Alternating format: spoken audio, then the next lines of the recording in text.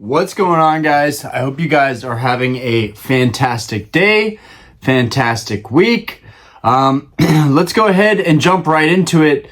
What's going on in the Pokemon market? What am I seeing?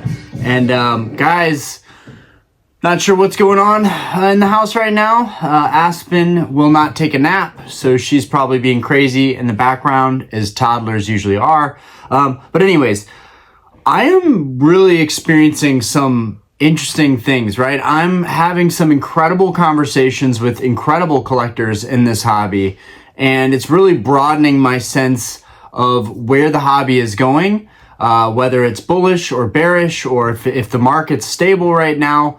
And this is really going to be targeted towards specific groups of cards, right? I've been talking about this. I may even be responsible for some of the market moving on these, maybe not.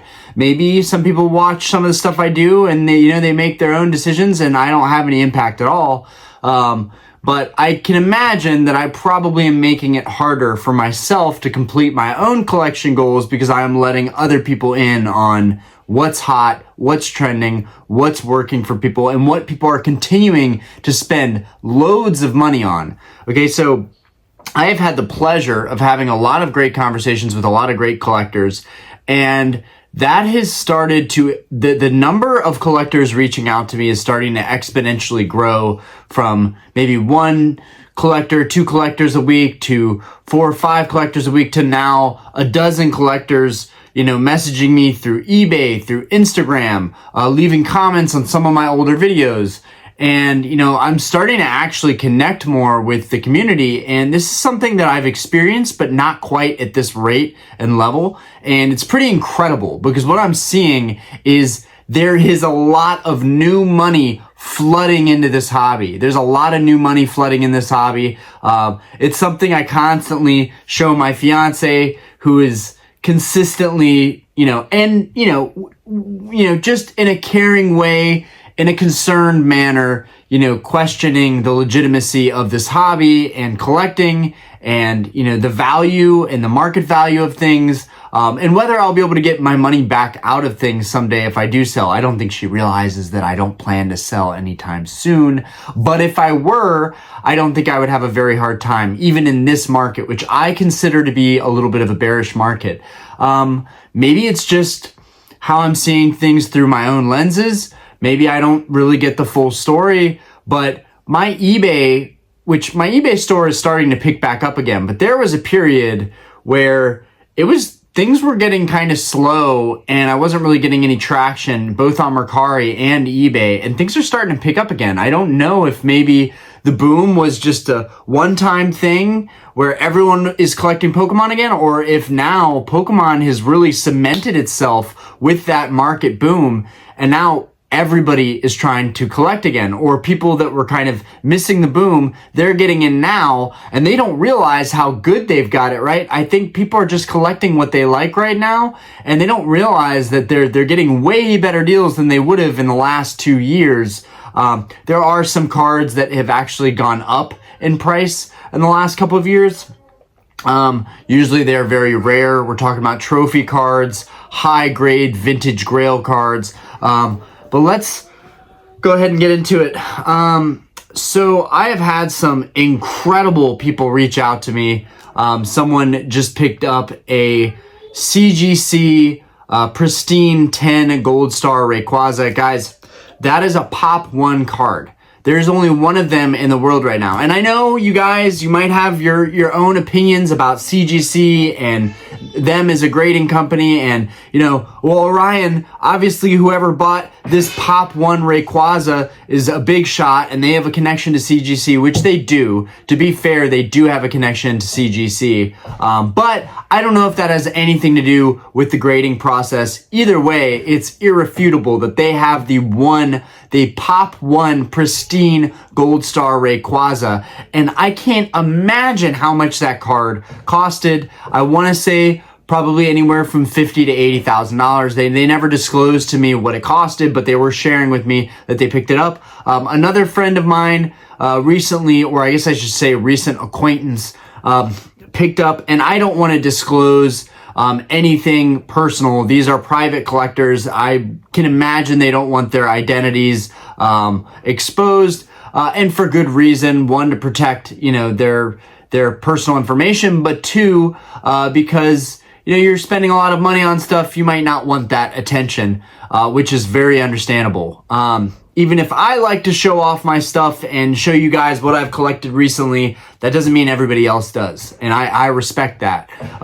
But this other pickup is pretty crazy to me. A PSA 10, a PSA 10 Gold Star Gyarados, which, if you guys don't know, this is a card that I can reference, right? Okay, so for the first card, you know, this is the Rayquaza that I was talking about. This is my Beckett, my BGS 9 Rayquaza, but somebody has that in a pristine CGC, you know, the little gold label that CGC has. That is a Pop 1 card. Nobody else in the world has that card. So that was pretty crazy that someone let me in, little old Orion, they let me in on that pickup. That feels pretty amazing, right? That someone reached out to me, you know, from my YouTube channel, which doesn't even have 5,000 subscribers. Like, clearly I am doing something right if my small channel has people reaching out to me trying to connect. That's really cool. I know I'm going to come back to this video in a sec. I'm going to pick up one of the other cards. So just so I can reference these, right? Because if I have these, I don't have to edit the video. I can just show you guys these cards that I'm talking about. This is the Gold Star Gyarados that I'm talking about. A buddy of mine just picked this card up in trying to get the light right on this card so it looks perfect. That's the best lighting on this card. That's when Gold Star Gary shines beautifully. He's just an angry mofo. But yeah, Gold Star Gary. This one is a PSA 9. But a friend of mine just picked up the Gold Star Gary in a PSA 10. Right, guys? This is not a market where I think people should probably be buying these cards for these kinds of amounts of money. I mean, we're talking tens of thousands of dollars, upwards of hundreds of thousands of dollars for some of these cards. You know, depending on, you know what cards we're talking about, like PSA 10 first edition Charizards, you know, PSA 10 Rayquaza, or I guess in this case, pristine 10, PSA 10 Gyarados. So I believe this was a $11,000 to $12,000 transaction. I don't know, but I know that I saw one listed for that recently. They didn't disclose to me what the deal was. I think it was a trade for that Gyarados.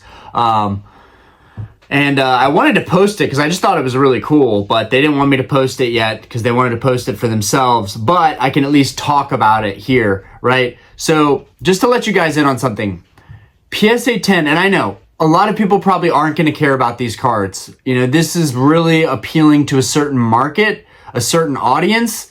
But guys, the reason I'm talking about these cards and these transactions and kind of the new money flooding into this hobby is because it's a trickle down effect, right? If people are flooding in and spending a lot of money on these very specific cards that are it's going to be harder to find, you know, somebody that really wants to spend that kind of money on these cards.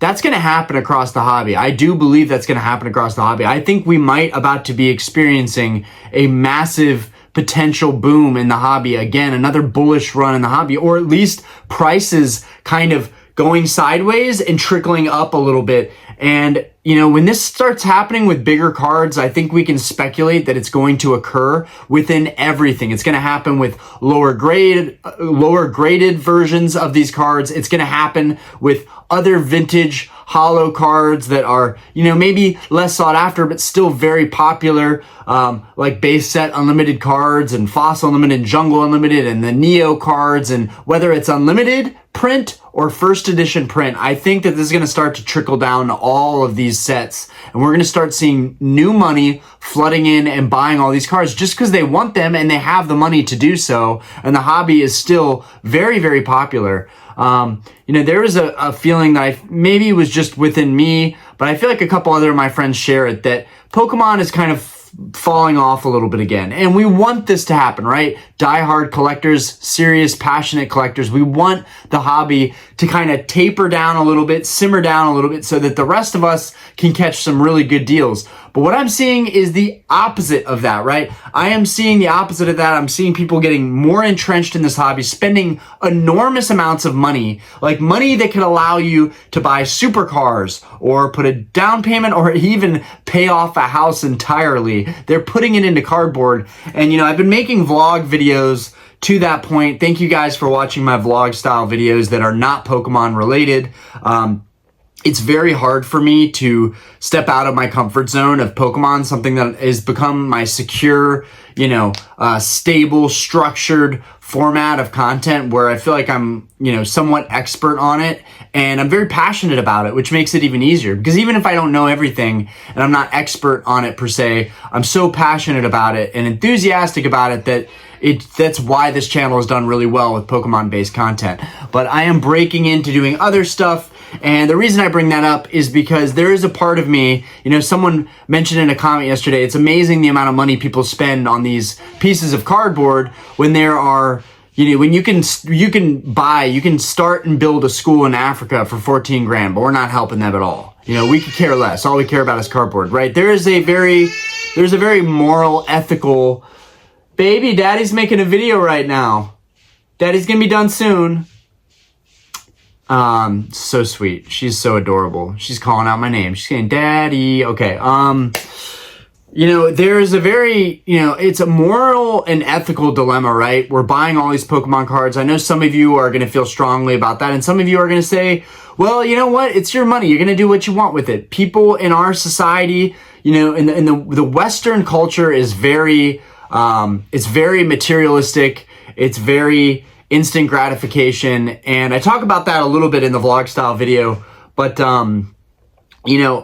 it's something that I do think about. Like, am I doing something good with my life by buying all this cardboard, spending all this money?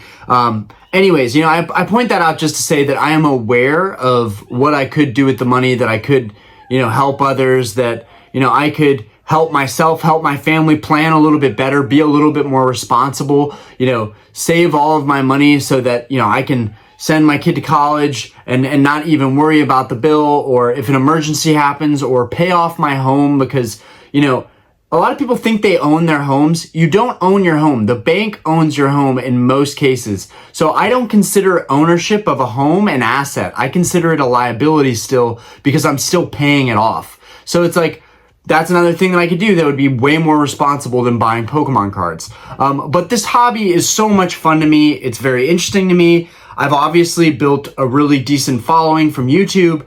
And so all that stuff taken into account, this channel is a huge asset to me, right? Pokemon collecting, my collection, my personal collection, buying stuff, all of it, while some of it may not really be deemed investment grade, it is definitely an asset to me personally. I don't see all of my collectibles in this room as a liability. I see them as an asset. I see it as something that I can always pull money back out of if I need it, and I enjoy it. It's that golden nugget. It's that golden nugget. I just said nugget. It's that golden nugget that I've found in my life that makes me really fulfilled and happy. And, it might not always be that way. Some days I might be looking at my cards and be like, why do I have all this money wrapped up in cards? But the mass majority of the time, I'm very proud of it. And I'm meeting more collectors that think alike, that are very proud of their high-end collectibles. So I say all of this to say that, like, I've thought for a while that, like, I show off my cards too much. Other YouTubers don't talk about their personal collection as much as maybe they should. They're talking about buy this, buy that, invest in this set, talking about other topics. But at the end of the day, no one really knows what they're personally collecting unless they have it out on display. I like to show you guys what I'm personally collecting because I don't think that it's, fair to talk about the market and not explain the stuff that I'm putting my money into, right? Put your money where your mouth is, right? So I'm showing you guys the exact stuff that I am buying that I believe other people maybe should be buying too, right? There's this little thing, me and another buddy were talking about it today. He called me and we were talking about stuff that, I had been looking at lately. We were just looking at cards, really just watching the market, and he talked about the trifecta, right? Which is really a quadfecta, right? Trifecta would insinuate that there's three main groups of cards that everyone is looking at, but I say it's the quadfecta, right? It's four. It's the diamond effect, right? I'm going to start. This is TM'd. I'm trademarking this. This is the diamond effect. I'm going to put a patent on this terminology. Everyone saw it here first. This is the diamond effect in Pokemon, okay? First edition base, okay? Shinings, first editions or unlimited, just Shinings. Shinings are incredible. Crystals and Gold Stars. These are the four big groups of Pokemon cards that I think more people are dead set on collecting and going after. And I've really fallen into them, right? I always knew that I wanted first edition base. I think that's like a super basic thing to want to collect. But for me personally, it was a no-brainer. First edition base was what I wanted first. And I have some very exciting news to announce to you guys. It's not that crazy, so let's not blow up what our expectations are. But I have some really exciting stuff to show you guys coming up in the next 2 or 3 videos, I'm assuming. But I've been holding it off because it's very special. I don't want to desensitize you guys to stuff that I'm picking up and sharing with you. But, first edition base has always been one of the pinnacle of my card collection goals. But then the Shinings. The Shinings are incredible, guys. Shinings are incredible. There's this is just, I may use it in the thumbnail. I may use a different thumbnail. But, this is the Shining Mewtwo. This is one of the most incredible Shining cards, in my opinion. I'm a Charizard fanboy, but the Shining Mewtwo is probably my favorite Shining card. Just the way these cards pop off and they look dark in one angle. And then they're just absolutely beautiful, shining, crystalline, if that's a word, silver. They're gorgeous. They shine like a plate of armor in sunlight. It's just, if you know, you know. If you have these cards, you understand why they're so popular, why they're so beautiful. And then the crystals, which I talk about crystals a lot on this channel. I do think it's important to bring up these cards because I think they're extremely undervalued right now. And it's easy for me to say this. I have a biased opinion, but I still don't have all of these cards. I'm still missing Crystal Celebi, and I would still like to, honestly, someday, it would be really cool to upgrade all of my crystals to PSA 10. I think one thing that a lot of collectors do, and I've noticed this with people that I've been in correspondence with, is that we say things like, yeah, right now I have, it's PSA 8, I'm waiting to go after PSA 9, or it's a PSA 9, Beckett 9, CGC 9, I'm waiting to upgrade to a 10. It's easier to say that, it's harder to actually do it, right? A lot of us realize how difficult it's going to be to level these things up to PSA 10s, pristine 10s. I wouldn't even say black label because that's near impossible with Beckett, but just like Beckett Gem Mint 10s with differing subgrades.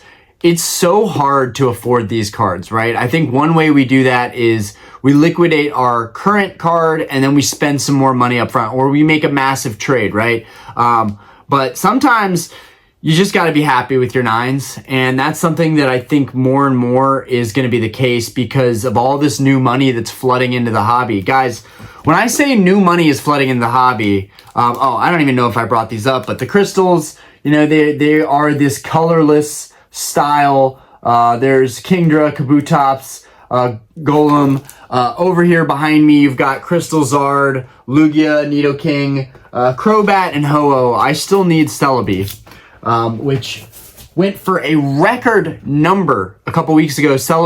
Crystal Celebi, PSA 9 went for a record auction number. I think 1,400 is the most I've ever seen one go for.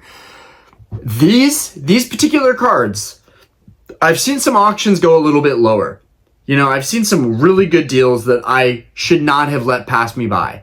But for the most part, I'm seeing these things trend higher and higher. And maybe just specific cards, but I'm trying to convince myself that, no, people are spending money now, but what you spend is not really the value you get back. People are going to realize that the market's going to dip and they're going to lose some money on their investments on the cards that they like and have grown to love. But a lot of people just don't care. And a lot of people that make, 6-figure plus income salary They don't care that they overspend a couple hundred or a couple thousand on a card. They really don't care. They just want to have it, right? And to that point, right, my buddy that just got the Gold Star Gary in a PSA 10, there's 32 of those in the world globally. Even if it's a weak 10, even if it's really closer to a 9, like, it's just the flex of being able to say, I have this card, one of 32 in the world. And I love Gyarados, so that's starting to be a card that I really, really want. Right now, there's only one decent affordable option, and it looks horrendous. It looks like a PSA 8, so I would not buy that card. If you guys don't know, there is a collector, this is probably just like, oh, let me just give a shout out to somebody that's got a chokehold on the Gold Star market. Black Label Blaster. You may or may not have heard of them. You can find them on eBay. All you have to do is look up Gold Star, PSA 9, PSA 10. They have the most listings for Gold Stars, I think, of any seller on eBay currently right now, at least with those high of grades. And what's happening is they're kind of creating what the market is for those cards, right? Some people don't like this. You know, I honestly, my hat's off to them for taking the risk of putting all that money into those cards. Recently, I talked about the Black Label Blaster completed a PSA 10 collection, all of the Gold Stars. Absolutely incredible. Absolutely incredible. Congratulations, Black Label Blaster. If you are watching this, you have affected the market in a lot of ways, but I have nothing but respect for the fact that you have completed a PSA 10 Gold Star set. Absolutely incredible. Absolutely incredible goal. And you guys might not consider it, but that's kind of news, right? When a collector does something that big, that is kind of, those are the things that push me to complete my collection goals, to be someone taken seriously in the hobby, that has, I know you might say, Orion, you don't have to be taken seriously by owning some of these cards. But to me, that is a big part of it, is saying that, like, oh no, I don't just talk about this stuff. I own some of the most expensive cards in the hobby, some of the most popular cards, some of my favorite cards in the hobby, because it's not all about what everybody else is going for, right? There are Gold Stars that I don't even like, right? Like, I'm not that big of a fan of Celebi, even though the Celebi Gold Star in particular, even though I like Celebi as a Pokemon, I'm not as big of a fan of that. As far as the crystals, these three in particular, I mean, the Golem is pretty cool, the Kabutops is pretty cool, but like the Kingdra, like I'm not a fan of this card really at all, but I have it so that I can complete that collection goal. But yeah, people are flooding in this hobby, spending a lot of money. People are grabbing these, and I mean, one of these is a 10, but even if it was 9s, it wouldn't make a difference to me. But people are coming in and spending top dollar for the most popular alt arts, like the Umbreon from Evolving Skies and the Latios from Sun and Moon Team Up. Like, people are spending an arm and a leg to get these cards, not even caring about the price. And that's something that we saw during the boom, but it's something... It's an activity, a behavior that I wouldn't think would continue with things kind of simmering down a little bit, but people are still finding a safe haven kind of in Pokemon, right? And I was reading this book, 12 Rules to Life, 12 Rules in Life or something by Jordan Peterson. I was reading that, and in one of the chapters, it's talking about nostalgia, and I highlighted it immediately, right? Because obviously on this channel, I talk about nostalgia and how that drives us, and you know, why we all love this hobby, why we collect, why it's so important to us. Nostalgia really is, you know, in his wording, is linked back to not just like childhood, but innocence, right? It's linked back to innocence. You get older, you turn into an adult, and everything you know feels like a lie, right? You start questioning everything. You start creating conspiracy theories in your head. We're talking about, you know, the government, the banks, the inequality of wages and jobs, and just whatever, you name it. You can figure it. You can go deep into a rabbit hole and find a lot of issues with our current country, economy, the system, the way things work. There's a lot of issues. And, you know, one thing about collectibles, right? One thing about nostalgia is that it connects us to an innocence. It connects us, in his words, back to, the untouched forest, the beauty of nature, right? I know you guys are saying, all right, what are you even talking about? You're talking about the untouched forest and the beauty of nature. Is Celebi going to pop out of the forest at some point? Where is this all going?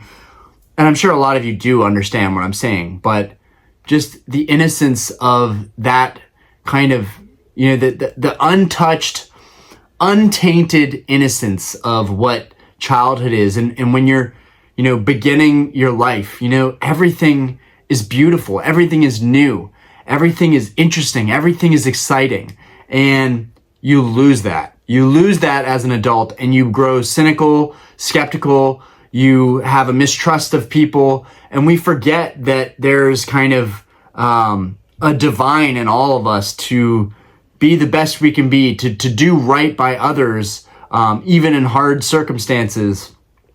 And, I'm kind of going off on tangents, but all of that is connected back to nostalgia. And so for the first time in a while, I've never really understood why I dove so hard back into Pokemon. Like, I never really understood it. I try and pinpoint what makes me love this hobby so much, but I think it's like finding out more about myself, digging deeper in myself and my soul searching, and, Pokemon and just the whimsical idea of being a kid again and playing Game Boy. And a lot of these Instagram accounts that show like playing the old Game Boy games and like, the old vintage packs and like the old booster boxes, and like we are all feeding off of this insatiable hunger for, being young and innocent again and experiencing life all over again. And Pokemon, in short, allows us to kind of do that. So not to get too deep with it, too philosophical, not to get too philosophical about it, but, Pokemon's amazing.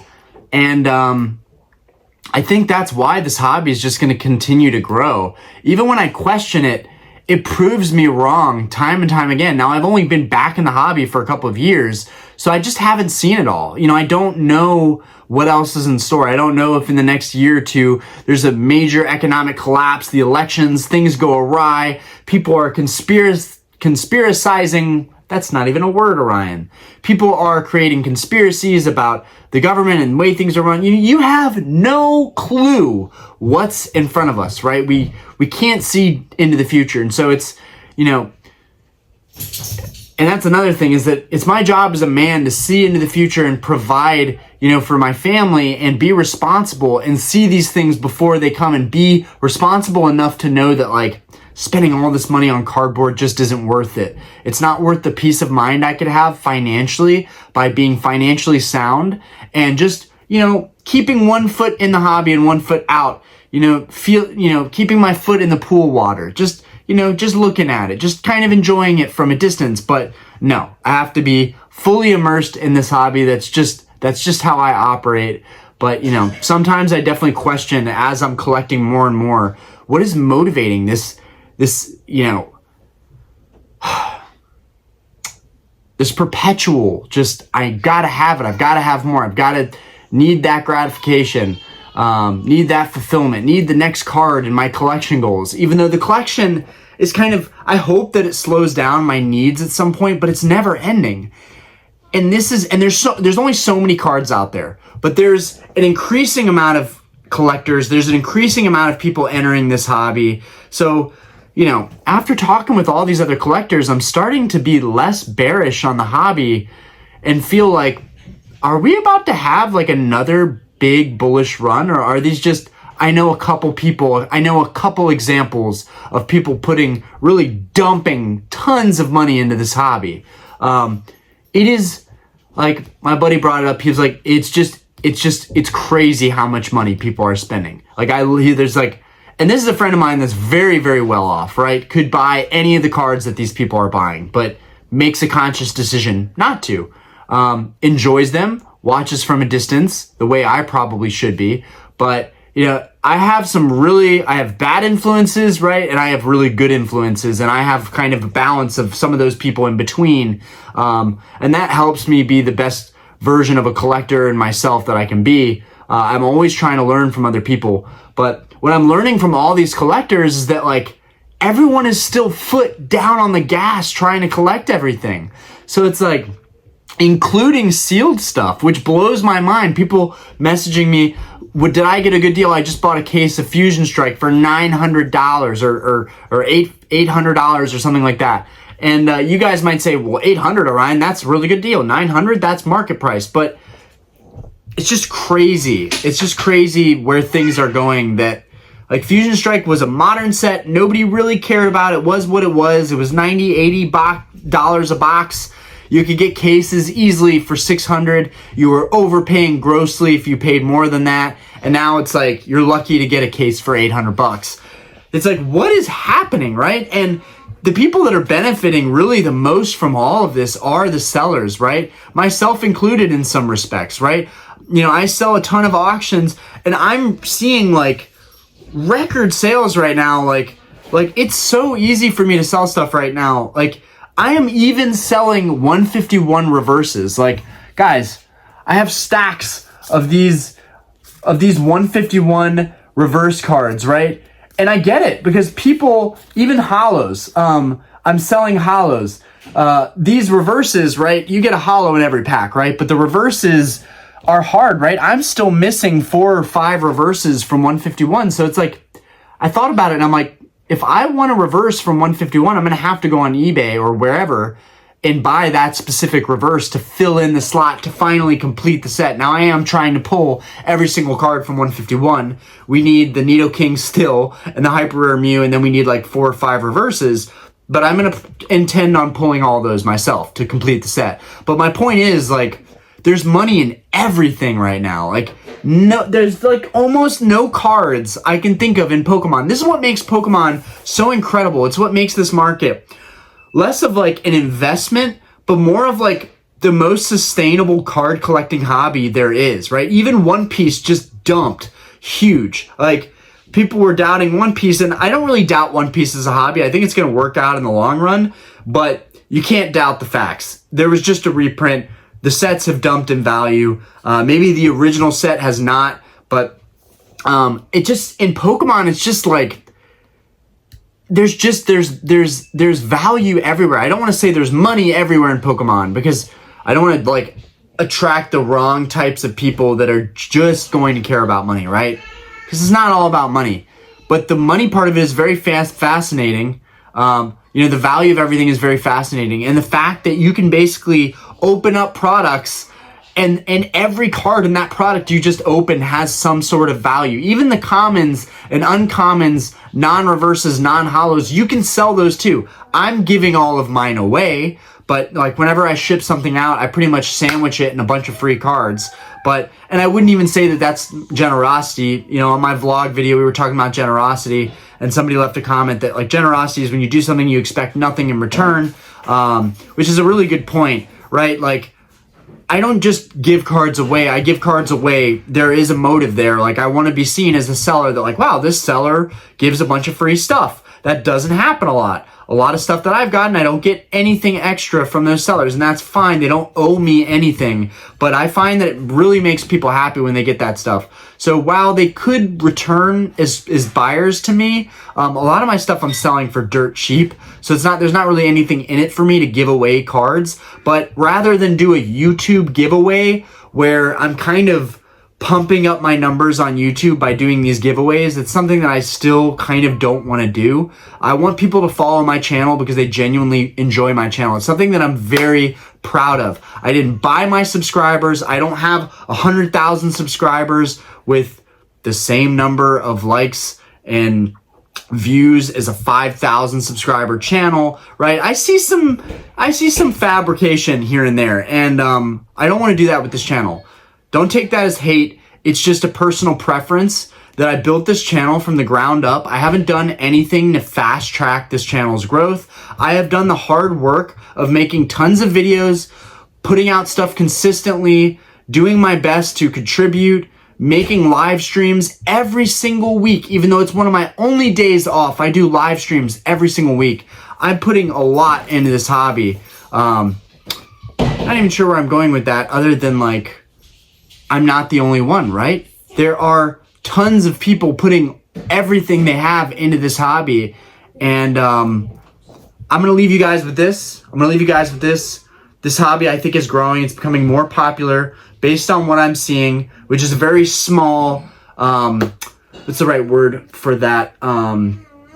Very small pool of data, right? I'm talking about very specific cards that I've been collecting. That doesn't mean that it's the whole market, but it is very interesting to me that, you know, people are spending tons of money on collecting the same cards as me and not even caring about getting a deal. People are just like, they're just spending money and swiping their card. They don't even think twice about it. Like, that feels very reminiscent of 2 years ago, right? It feels like everyone's just buying stuff for the heck of buying stuff. And I feel like we're starting to get into that. You're seeing people, YouTube channels that have popped up out of nowhere, opening modern product, trying to have a good time, when the reality is it can be very painful to open product. Like, that's not the message we should be sending out there to the masses, that you should be opening everything that you get. I think it's much better. You know, a lesser of the two evils, in my opinion, is the investment content.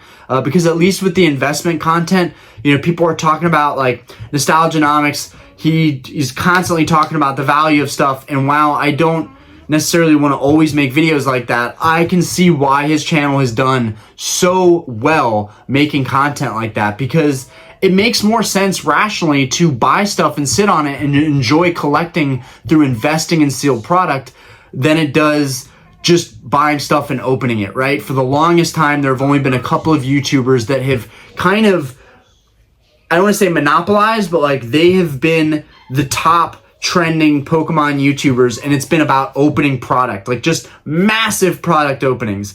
And I think at, you know, a certain point you can catch up to that, but it's very hard to. Like, those guys, they're untouchable. They're at the upper echelon of Pokemon YouTube, and I don't know if I'll ever get to that point making videos like these. But I hope you guys get something out of these videos. And I know I went off on tangents, but again, the point that I want to leave you guys here with,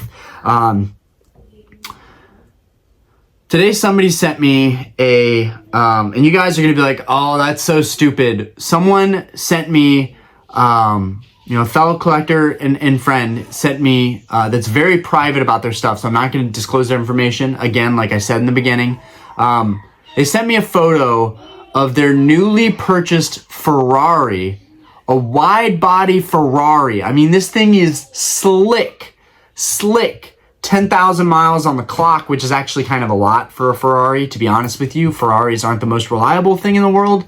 I do like cars, and I do actually want to make content on cars too.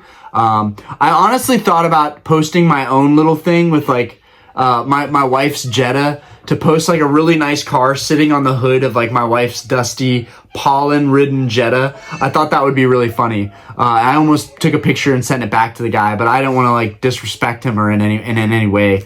But I might do a community post like that, like just post like a sick card sitting on my wife's Jetta, just like, yeah, flex. But anyways, wide body Ferrari, low mileage. He said he spent 170 grand on it. He was like, it was either this or I was going to buy a first edition Charizard.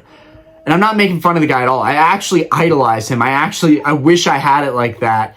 One piece of information he did leave with me is that he develops apps. He makes apps. And guys, whenever you hear stuff like this is a perfect example of where someone working smarter is doing way better than me, even though I'm working my butt off. And so more power to you. If you're working smarter and you're making a killing, especially, you know, if it's in Pokemon or, you know, investing in stocks, or you're developing apps or games or websites, more power to you. But I have not had that kind of luck. I've had to work my butt off to get everything that I have. And I'm proud of that. But I certainly like, it's not good to compare yourself to other people. But like, when this guy sent me a photo of first edition PSA 9 Charizard, and you guys might say, well, so what? It's a first edition PSA 9 Charizard. It's not like they're impossible to find. The population of those is 700 plus of them in the world. Like they're out there, and you could probably find one for like 17 grand, 16 grand, maybe less than that privately. Do not pay more than that for a first edition Charizard. Okay, people are trying to pump 20 grand for a first edition Charizard and a PSA 9. Don't pay that, guys. If you pay top dollar for first edition Charizard, you are not helping. You are contributing to the problem, and then we just don't know what the market is doing. But yeah, he sent me a picture of his first edition PSA 9 Charizard. He said he was going to get a 10, but decided to get the Ferrari. And to be honest with you, man, the Ferrari is such a better pickup. Like, yes, the PSA 10 Charizard could be a better pickup. It doesn't have insurance. It doesn't have maintenance, which, you know, that's a big deal, guys. The fact that Pokemon cards have there's no maintenance to this. You know, you have them sitting and they never get worn down. This is one thing. This is why I haven't bought another car, and I've been buying a lot of Pokemon cards too, is because, like, it just feels safer. It feels like there's no extra money going out to own this stuff. If you guys don't know this about me, I have 4 sports cars. One of them is very basic. It's a 325i BMW. It's old. But the other ones, 2 M3s and a W204 AMG. Those are very sporty, very soon to be classy German engineered sports cars. And those things have caused me a lot of headache, right? They've been very expensive to maintain. They're expensive to own. Gas, oil, whatever, you name it. Those are the basics, tires, the basics. But it just gets very expensive to own cars. And that's what I love about Pokemon cards, is that there's no barrier to entry. It's very easy to become very knowledgeable on all this stuff. And so I love it. But, you know, I think he ended up making a good decision, getting a little bit of the best of both worlds. He got his PSA 9 first edition Zard, and he got his Ferrari, and that's all dope. If you don't believe me, go check my Instagram right now. He just sent me this, and I posted it to my Instagram because I thought it was dope. Guys, I don't hate on the people that are getting into this hobby that are big money. I don't hate it. It changes the hobby. It makes it cooler. It makes it hip. You can call me old for saying that, but it makes it hip, right? Like when my extended friends and family see that somebody that I don't personally know, but somebody I know bought a first edition Pokemon card, Charizard, and has it on the hood of their Ferrari, they go, wow, maybe Orion is doing something right in that hobby. Maybe that's the thing people are doing. Maybe it's the new hustle. So I think it's very, very cool. Okay. More factual news, and then I'm gonna let you guys go. That's it. I know it's been a long video. I wanted it to be shorter, but I just can't shut my mouth and stop ranting. A PSA 8.5 first edition Charizard just sold in auction from Probstein on eBay for $10,580, basically $10,600. Guys, that's really good news for you if you're looking to be a buyer. It's not great news on the market as a whole, right? Because first edition Charizard is typically, people always reference first edition Charizard because it is the pinnacle. It is the card that you really want to get, especially if you're nostalgic. You grew up in the 90s, 80s. You love the Charizard as a Pokemon card. Not hating on Blastoise and Venusaur, but they just don't have the same pull, which Blastoise really deserves more love, okay? He's Charizard's weakness. He should be able to take Charizard out. But then to that point, Venusaur is Blastoise's weakness. It's all interesting to me. Anyways, all this to say that the last sale for an 8.5 PSA first edition Charizard base set was $15,000. So the fact that it went for $10,600 basically is not good. Either that or it shows that these half grades are not stable. Now, I was actually upset this morning. For me, it made a lot of sense to buy that 8.5 Charizard for $10,600. It made perfect sense to me as a person because the 9 costs so much. If I finally find a 9, even for the price that I want, I will be lucky if I make it out of this house alive, because Diana is going to tear me a new one if I buy a card for that price. Even though I've let her know that card is on my radar and that I will figure something out. Hi, baby. I'm almost done with the video. Daddy's almost done. she knows that it's on my radar, and she will begrudgingly, reluctantly support me even if I spend that kind of money. But that's a very important card to me. She knows that I really, really want that card. But for me, the 8.5, I don't want to buy an 8. I am not going to buy an 8. I've already had a bad experience buying a PSA 8 before. That's not going to be everyone. You can find lower grades that are great, but I really wanted to, and I'm sorry guys, I keep going on. I'm really sorry, but I'm finishing up here.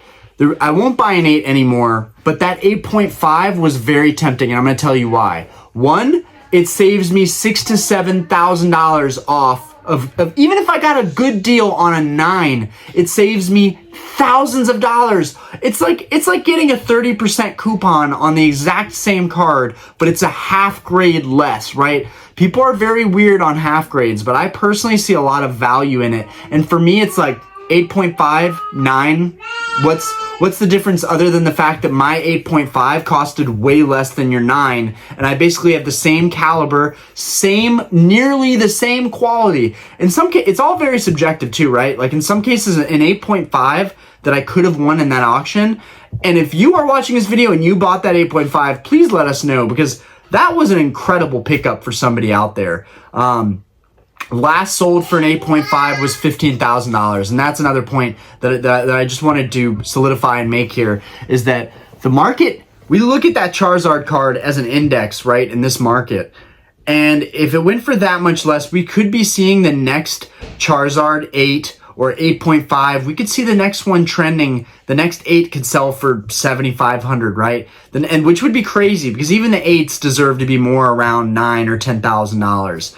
But the fact that that 8.5 went for 10.6, it's crazy. There are 8s that have sold for more than that during the boom. So 8.5 for that price, that was a really good deal. Anyways, that's my biggest regret lately, is not picking up that 8.5. It would have been really strenuous. Even if I got it, you know, I would have put it on my credit card, and then I would have had to make sales or sell some other stuff or work my butt off, God forbid, at the bar for an eternity just to pay that card off and have it in my collection.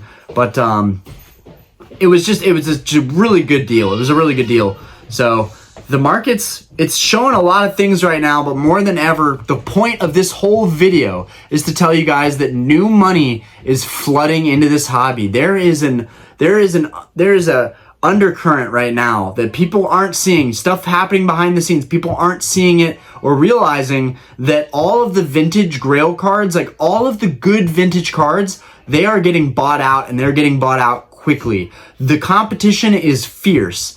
I am sending offers for cards at current market comps. I'm like, not even, no BS. Like, I'll give you the money that this card was last comped at, and people are still not accepting offers, right? Like, that's crazy. I'm not even lowballing people. I'm giving them very fair offers, and I still can't get some of these cards I'm trying to cross off. That's where the market is right now. That's how crazy things are right now. And then at the same time, 2 weeks ago, we saw some gold stars go for record low numbers. I saw a Latios and a PSA 9. I think I paid like $2,600 or $2,700 for mine, which is it's a nice copy, but the copy 2 weeks ago went for $2,250. So we're seeing some incredible deals out there. Highly recommend you guys keep your eyes peeled for the deals. And then that first edition Charizard was just, that one was big. That one was big. People should be talking about that sale, because that sale was wild. 10.6, thousands of dollars less than the previous 8.5 sale. It's just crazy. Anyways, let me know what you guys think. Let me know if you appreciated this video. I know it was a long one, but I was really hyped up today. I've been talking with a lot of collectors. I really looked forward to just talking about a broad market video of what's going on. Anyways, stick with it, guys. One card at a time. Peace out.